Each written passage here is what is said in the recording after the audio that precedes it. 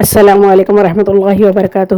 معزز سامعین و سامعات، حیدرآبادی اسلامک انسٹیٹیوٹ کے چینل پر آپ کی خیر مقدم ہے اور مدرسہ عظمت الاسلام کے طلباء و طالبات، آپ کے سبق کے مطابق آج ہم سورہ بلد کا ترجمہ کرنے جا رہے ہیں۔ ان اريد الا الاصلاح ما استطعت وما توفیقی الا باللہ علیہ توکلت والیہ انیب۔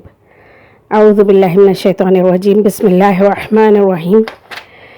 لا اقسم بهذا البلد، میں قسم کھاتا ہوں اس شہر کی۔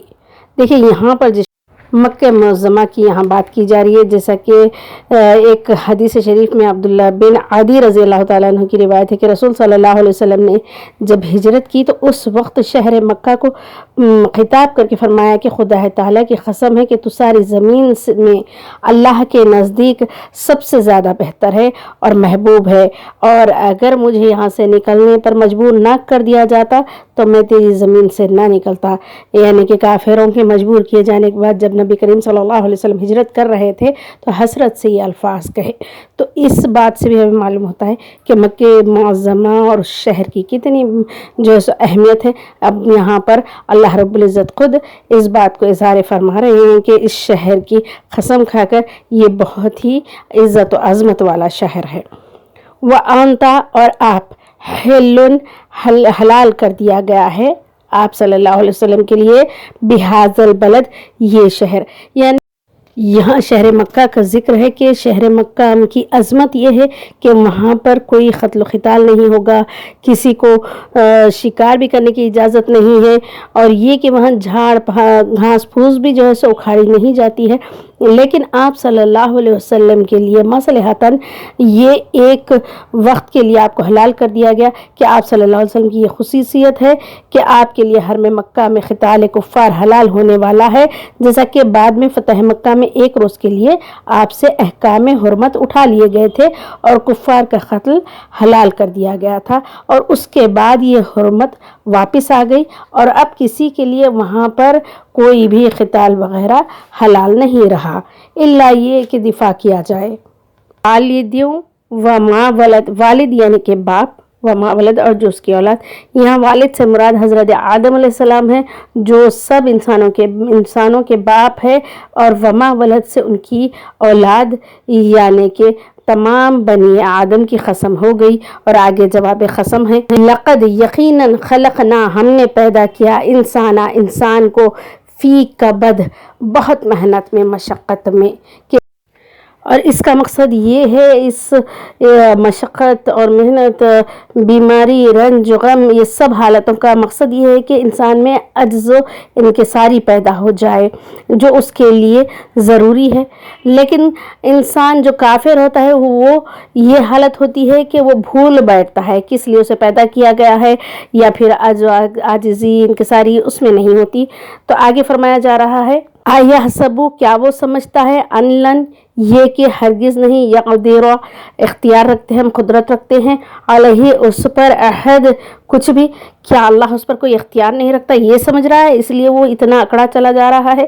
یقول، وہ کہتا ہے، اہلکت، میں نے خرچ کر دیا ہے، مالن، مال کو، لبدا، بہت زیادہ، ڈھیروں مال میں نے خرچ کیا۔ شیخ خوری کر رہا ہے کہ میں اتنا مال خرچ کر رہا ہوں، ایسا خرچ کر رہا ہوں، لیکن کہاں خرچ کر رہا ہے؟ اللہ کی نافرمانی میں، رسول کی نافرمانی میں۔ تو بھلا اس کے اس خرچ کرنے کا اس کو کیا ملے گا؟ الٹا اور عذاب ہی ملے گا۔ ایحسب، کیا وہ سمجھتا ہے، علم، یہ کہ نہیں، یراہو، اس کو دیکھ رہا ہے، احد، کوئی بھی، یعنی کہ اس کو کوئی دیکھ رہا نہیں، اللہ اس کو نہیں دیکھ رہا ہے کہ وہ کہاں خرچ کر رہا ہے، کس جگہ وہ پیسے لگا رہا ہے۔ علم، کیا نہیں، نجعل، ہم نے بنایا، اللہ، اس کے لیے، عینین، دو آنکھیں، اللہ تعالیٰ اوپر اس کی حالت بدلنا اور اس کو آزمائشوں میں ڈالنا، اس لیے کہ اس وہ عاجزی، انکساری کرنے والا بن جائے، یہ بھی بیان فرما دیے، اور آگے اس کو دی ہوئی نعمتیں بھی بتا رہے ہیں تاکہ وہ اللہ رب العزت کے سامنے جھک جائے۔ وَلِسَانًا، اور زبان، اور وشفتین، اور دو ہونٹ بھی عطا فرمائے، وَہَدَيْنَاهُ، اور ہم نے رہنمائی کر دی اس کو، نجدین، دو گھاٹیوں کی، یعنی کہ دو طرح کے راستوں کی، بھلائی اور برائی کے۔ فَلَقْتَحَمَ الْعُقْبَةَ، فَلَقْتَحَمَ، تو تجھ سے نہ ہو سکا، इक़्तहमा दाखिल हो जाता, अक़बा घाटी में, यानी कि नेकी और बुराई के दो रास्ते बताए। नेकी की तरफ जाना है तो एक दुश्वार गुजार रास्ता है, ऊपर चढ़ना है, और बुराई की तरफ चलो वो चले जा रहे, बड़ी बिल्कुल आसान है, शैतान का शर भी है, नफसानी ख्वाहिशात भी है, चले जा रहे, लेकिन वो अंजाम के एतबार से बेहतर रास्ता नहीं है। जबकि नेकी की तरफ जाना है तो ख्वाहिशों को बांधना है, शैतान के शर से बचना है, बहुत ही दुश्वार गुजार रास्ता है ये, उससे गुजरना है, तब जाकर अल्लाह की रज़ामंदी तक पहुँचते हैं। तो ये बता रहे हैं अल्लाह ताला कि तुझसे ना हो सका कि तू ये मुश्किल तय कर लेता। वमा अदराका, और आपको क्या मालूम, मल अक़बा, क्या है अक़बा, क्या है वो घाटी, फ़क्कु रक़बा, गर्दन छुड़ाना है।